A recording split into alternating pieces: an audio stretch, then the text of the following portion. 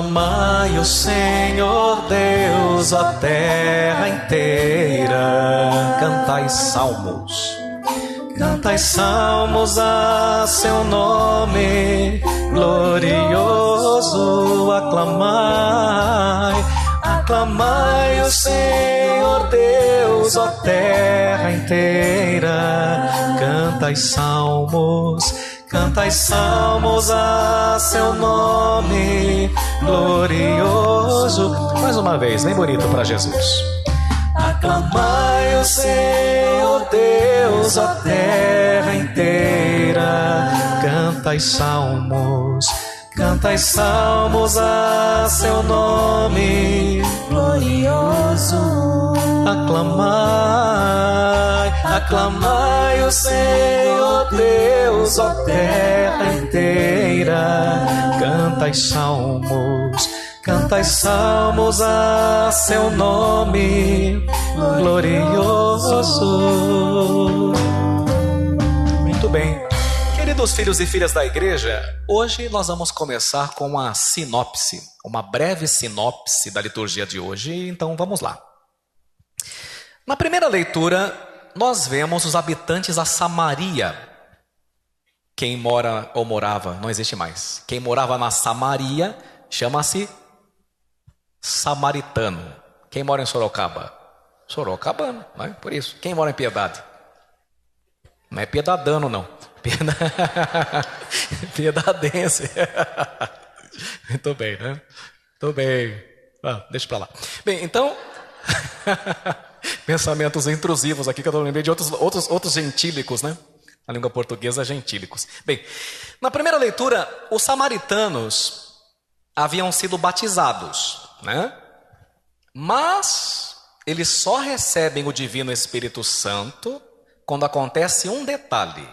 Quem sabe me dizer? Pode colar, pode colar. Consulta aí. Eles já tinham sido batizados, mas não receberam o Espírito Santo. Eles só recebem o Espírito Santo quando acontece uma coisa. Qual? Os apóstolos, são dois. Qual é o nome dos dois? Pedro e João faz o que na cabeça deles? Exato. Só quando os apóstolos impõem as mãos é que eles recebem o Espírito Santo, e aí eles começam a manifestar sinais visíveis, isto é, concretos da presença do Divino Espírito Santo. Eu não sei se você percebeu, mas hoje quando o padre falou, oremos, o padre pediu assim, Senhor, dai-nos manifestar com nossas obras o vosso amor, ou seja, com sinais concretos, né? Então, olha que coisa bonita, só quando os apóstolos impõem as mãos é que eles recebem o Espírito Santo. Teve um dia que o sucessor legítimo dos apóstolos te ungiu. Quando você era adolescente, a não ser que fosse adulto, tinha uns 16 anos. Quem que é o sucessor dos apóstolos? Arcebispo. O arcebispo, sucessor legítimo dos apóstolos. Naquele dia, você recebeu os 7 dons do Divino Espírito Santo. Coisa bonita, né? Tá vendo? Bem, é isso. Segunda leitura. Primeiro, os samaritanos receberam o Espírito Santo, né? Segunda leitura. Diante da igreja perseguida, a turma estava morrendo por crer em Jesus, São Pedro, o primeiro Papa, encoraja os cristãos para que eles não desanimem e que eles possam dar razão da sua esperança àqueles que não creem. E São Pedro, o primeiro Papa, nos ensina como é que nós damos razão da nossa fé, da nossa esperança para aqueles que não acreditam. Não com arrogância, não com intolerância religiosa, como se vê muitas vezes por aí, né? Vocês devem ter percebido, às vezes, quando nós temos um evento familiar e a turma não vai na igreja, se você não tomar cuidado, você vê aquele católico chato. Né? O que é o católico chato? Aquele que fica socando a religião na goela do outro, como se fosse mudar alguém. Gente, se para converter alguém bastasse a gente dar aula de teologia, eu fazia um curso no YouTube e convertia todo mundo. Não é isso. É o Espírito Santo que muda os corações e o nosso testemunho amando as pessoas, servindo as pessoas. Então você não seja um católico chato de galocha. Né? Esse dia achei interessante, eu vi uma matéria de uma pastorzinha, uma pastorinha mirim, né? que ficou de pé no meio do avião, gritando lá para todo mundo se converter. Vai catar coquinho, né? Eu tenho minha fé, vou rezar no meu terço aqui, né? Para plantar batata. Não é isso que é evangelizar. Evangelizar não é você pegar uma Bíblia e ficar na frente da catedral gritando igual um louco. Isso significa ser um desequilibrado. Né? Mas através dos seus gestos, você atrai as pessoas para Cristo ou afasta. Então São Pedro nos ensinou como é que a gente evangeliza o outro falando da nossa fé. Põe na tela porque eu achei muito bom isso aí. Põe aí, cadê? Ah lá, deixei até em amarelo. Depois você confere para ver se estou mentindo. São Pedro falou, quando você for falar da sua fé para os outros, para aquele seu parente afastado que não gosta de igreja, e vem num churrasco com você, você vai falar, fazei-o porém com mansidão. Só em amarelo. Respeito e boa consciência. Tá vendo? Às vezes tem protestante também que quer levar a gente para a seita dele, né? E é um chato de galocha. Ou então tem protestante chato e tem católico chato. Quando você vai evangelizar o outro, tem que ter essas três coisas. Vamos lá de novo, só em amarelo. Mansidão, respeito, boa consciência. Deixa eu contar uma coisa para vocês que eu não contei na missa de ontem. Fica entre nós. Mas é verdade, eu não contei na missa de ontem. Eu vou contar para vocês. Minha mãe está aqui, não deixa mentir sozinha, ajuda a mentir. Alguns anos atrás, né, já faz tempo, eu era padre novo, eu já estou com 18 anos de padre. Eu me lembro que tinha um rapaz que ele era de uma religião, outra religião, tá? Ele abominava imagens, porque ensinaram ele que é idolatria, aquela palhaçada que a turma fala aí, né? Bem, mas a esposa dele, catolicíssima, da gema, né? Eu não sei que cargas d'água, porque Deus tem seus caminhos, os caminhos de Deus são insondáveis. Eu não sei que, se você perguntar para mim, eu não sei te explicar como foi que sucedeu. Eu só sei que nós dois nos tornamos amigos. Olha que coisa engraçada, né? A esposa que estava aqui não era tão próxima de mim quanto ele ficou, por uma época, não lembro como foi. Deus tem seus caminhos. A gente começou a conversar, e bibibi, babá. Aí a gente jogava videogame junto. Naquela época eu jogava videogame, hoje eu não jogo mais, né?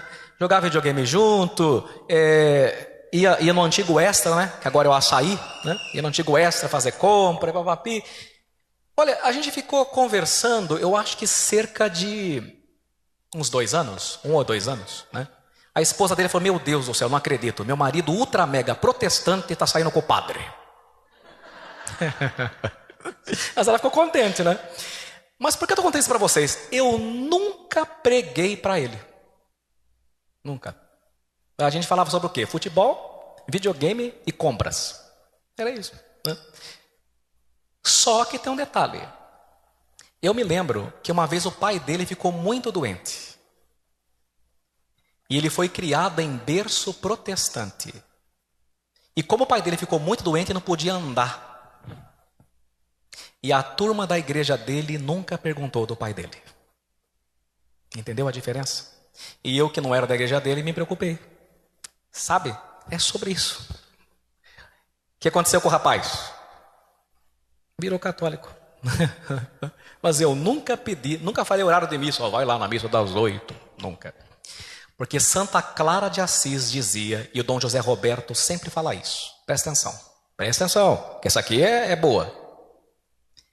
Evangelizemos sempre e, se necessário, usemos palavras. E quando fala evangelizar, o que a gente pensa, né? Vamos pegar o microfone, pegar a Bíblia, dar catequese de adulto. Também, mas não é a principal. Presta atenção, vou repetir. Evangelizemos sempre. Quando necessário, usemos palavras. Por quê? Porque é a nossa vida que deve pregar. É a nossa atenção, nosso carinho, nosso amor para com o outro que deve pregar. E não tanto os versículos, que às vezes a gente fala alguns versículos por aí, mas mais da boca para fora, né? É isso que São Pedro está dizendo, olha lá. Evangelizar com mansidão, o que mais? Respeito e boa consciência. Isso aí. No Evangelho, os discípulos naturalmente estão com medo. Estão com medo do quê? Da partida do Senhor. Claro, vão ficar sem o nosso defensor, que é Jesus. Mas Jesus lhes promete um outro defensor, que não lhes deixará órfãos e que os defenderá dos inimigos e do desânimo que às vezes nos visita também. Olha que bonito. Então Jesus fala assim: não fica triste, fiquem tristes. Eu vou, mas eu vou mandar para vocês um outro defensor. Então agora nós vamos meditar, após a sinopse, a homilia em 3 aspectos. Põe na tela. Primeiro aspecto, vamos ler todos juntos, só o número 1. O Espírito como defensor. O título Paráclito, parece um trava-língua, né? Paráclito, dado ao Espírito Santo, tem a ver com a linguagem antiga dos tribunais greco-romanos. Parácletos significa aquele que é chamado para estar do lado. Né? Então, são 2 palavras, parácletos. Por exemplo, essas moças que estão de preto aqui, e esse rapaz que está de preto, chamam-se acólito, né? Ou acólita. Acólito também é grego. É no mesmo de paráclito, mas tem uma diferença. Acólito é aquele que segue alguém. E paráclito é aquele que segue, mas do ladinho. Entendeu a diferença? Quando vamos traduzir do grego para o latim, como que fica paráclito em latim? Advocatus. Vocatus significa chamado, e ad para estar do lado. Quem é o advogado? Aquele que é chamado para estar ao lado. Em português, advogado. Tudo bem até aqui? Muito bem. Mas antigamente não havia a instituição dos advogados. Não havia. Muito menos a temerosa OAB. Não existia. Turma brinca que está mais fácil passar no juízo final que no OAB, né? Ainda bem que eu não tenho esse problema. Mas veja, então não existia os advogados nem a OAB. Então o acusado tinha que se defender como? Sozinho. Triste, né? Na melhor das hipóteses, ele juntava um grupinho, uma patotinha ali, para falar bem dele lá. Né? Na melhor das hipóteses. Mas veja, acontecia algumas vezes que uma pessoa, mesmo não sendo culpada, não conseguia provar a própria inocência. Ela era acusada falsamente, né? Quando isso acontecia, ela só tinha uma esperança, bem remota, bem rara. E qual era a esperança? Que do meio da assembleia houvesse algum homem estimado por todos por sua lealdade e integridade, geralmente de cabelos já brancos, um homem irrepreensível, não um moleque, um homem irrepreensível, respeitado por toda a cidade. E aquele homem, no meio da assembleia, sem pronunciar nenhuma palavra, se levantava e ficava do lado do acusado. Este gesto equivalia diante da assembleia a uma absolvição, pois ninguém mais ousava pedir a condenação daquele réu.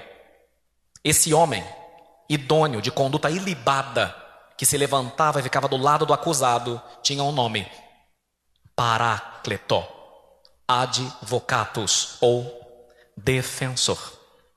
Jesus está dizendo que o primeiro advogado é ele. E o segundo advogado, que vai estar do nosso lado, nos defendendo das acusações, é o Divino Espírito Santo. Então veja que coisa bonita. Se a tua consciência te condena, Deus não te condena, porque Ele quer ser o teu defensor. Quando o Espírito Santo mostra para você uma ferida, não é para te humilhar, nem para exibi-la, mas é para cauterizá-la com seu fogo abrasador e curá-la. Quantas vezes, quando eu estou atendendo confissões, eu vejo algumas pessoas indo às lágrimas por causa dos pecados, mas eu percebo que não são lágrimas de desespero, são lágrimas redentoras, são lágrimas de alívio, são lágrimas benditas, porque elas estão sendo curadas pelo Espírito Santo. Não sei se você se lembra, mas a palavra Satã, em hebraico e em aramaico, significa o acusador. A palavra diz que Satã nos acusa dia e noite diante de Deus. Dia e noite. O Satã também mostra nossas feridas, mas para nos humilhar. E o Espírito Santo também mostra nossas feridas, mas para nos curar. Uma coisa é quando a pessoa chora de desespero, porque entrou na acusação do promotor, que é o diabo. Outra coisa é quando uma pessoa chora de alívio, porque está sendo defendida e consolada pelo divino Espírito Santo. Percebeu a diferença? Segundo aspecto, número 2, vamos ler juntos? O Espírito da verdade. Mais uma vez, para gravar. O Espírito Da verdade. Vamos acordar, povo. Todos sabemos por experiência, atenção, todos sabemos por experiência o que acontece quando uma notícia passa através da boca de muita gente. Lá no final a notícia fica toda deformada, distorcida. É a famosa brincadeira da nossa infância. Telefone sem fio, Maria Amélia. Você vai chega lá, né?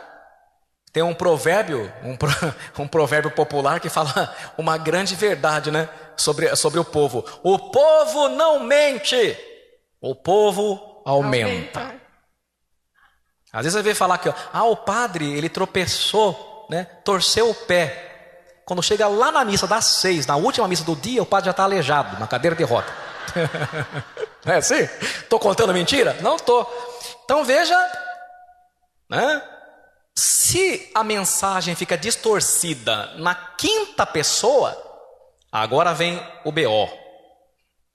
Como pode então a mensagem de Jesus atingir todas as pessoas e ser anunciada até o fim do mundo integralmente, sem nenhuma adulteração pela Santa Igreja Católica? Isso é um milagre do divino Espírito Santo. São 2000 anos de história que comprovam a fidelidade da Igreja na transmissão da mensagem do Evangelho.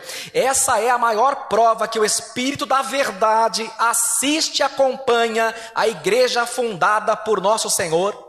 Ainda que os membros dela, diáconos, padres, bispos e até papas, nem todos tenham sido fiéis ao longo dos tempos, a mensagem continua cristalina, igual na fonte, porque é o Espírito da verdade que não permite que essa verdade do Evangelho seja adulterada.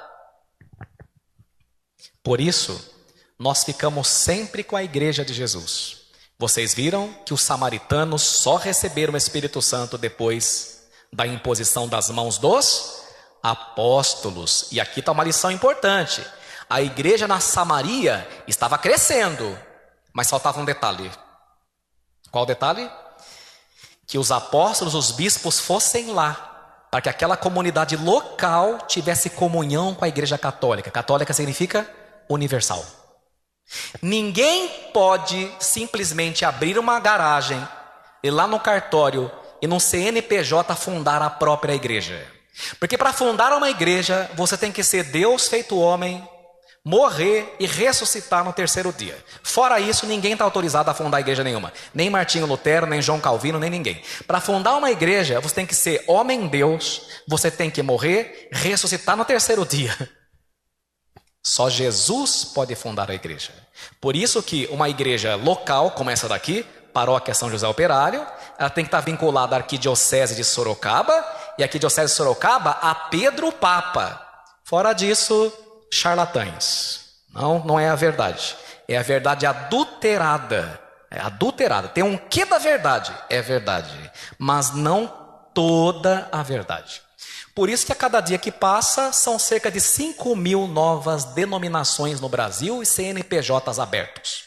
E cada nome mais estrambólico que o outro, né? Igreja Fumaça da Graça. Dias passando por aqui eu vi uns nomes. Esses dias eu vi um nome de igreja. Vocês vão achar que eu estou zoando, mas eu vou provar na internet que eu não estou zoando. O nome da igreja: Igreja Jesus deu um pau no diabo. Né? Fica difícil assim, né? Ajuda eu te ajudar. É verdade que Jesus deu um pau no diabo. É verdade. Mas não precisa colocar esse nome, né? Então, a igreja de Jesus tem que ter sucessão apostólica, né? Pelo amor de Deus, pataquá da palhaçada, né? Agora, número 3, o último. O que está escrito no último? Testemunho. Testemunho. E como é que se dá testemunho? Jesus respondeu no Evangelho. Põe lá a frase de Jesus para nós. Vamos ver como é que dá testemunho. Tá lá. Vamos junto? Se me amais, guardareis os meus mandamentos. E qual é o maior mandamento de Jesus? Amai a Jesus o moço mesmo. Perfeito. Se a gente não amar, o mundo não vai crer. Fatão. Se a gente não amar, o mundo não vai crer. A gente ouve uma turminha dizer por aí em tom de ironia, mas até que essa turma, eles falam em tom de ironia, mas é verdade. Uma turminha fala assim: olha, eu até gosto de Jesus. O difícil mesmo é o fã-clube dele. Que tem uma turminha que se diz de Cristo, pelo amor de Deus, até o diabo tem medo. Gente fofoqueira, sem vergonha, salafrária, palavra difícil, ladra, né? Que desvia dinheiro dos outros. Pelo amor de Deus, né? Como que pode? É só de Cristo. Cristo aonde, né? A gente não converte as pessoas a forceps, mas pelo amor. Bento XVI dizia, e é verdade, o cristianismo se passa por atração, é por contágio. A turma vê a gente se amando e aí fala: puxa, quero entrar para aquele grupo também, né? Mas a gente se mata, fala mal de todo mundo, né? Vive em pé de guerra. Tem uns que não sentam nem no mesmo banco que o outro, né? Eu não vou sentar nesse banco, eu não gosto dela. Lá no céu fala: Jesus, separa uma nuvem para mim longe dela. Não vai dar certo, né? E aí Shakespeare dizia assim: é mais fácil conseguir o que queres com um sorriso do que a ponta de espadas, né? Do que a ponta de espadas. Então, eu fico aqui, para terminar, pensando, né? Será que às vezes as pessoas não têm raiva de Jesus? Não por culpa dele, mas por nossa, né? Tem preconceito da igreja católica? Não pela igreja, mas porque a gente às vezes, né, acaba sendo um mau testemunho, né? Não perdoando e não amando. Fica assim. Termino com um testemunho.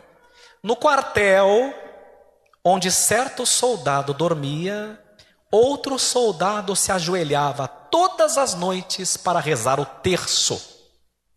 O soldado ateu odiava que o colega rezasse.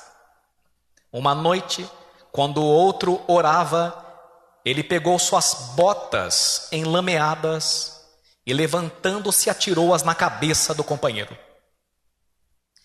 O companheiro chegou a ficar até meio tonto, porque já viu aqueles coturnos de soldado? Pesado. Não falou nada.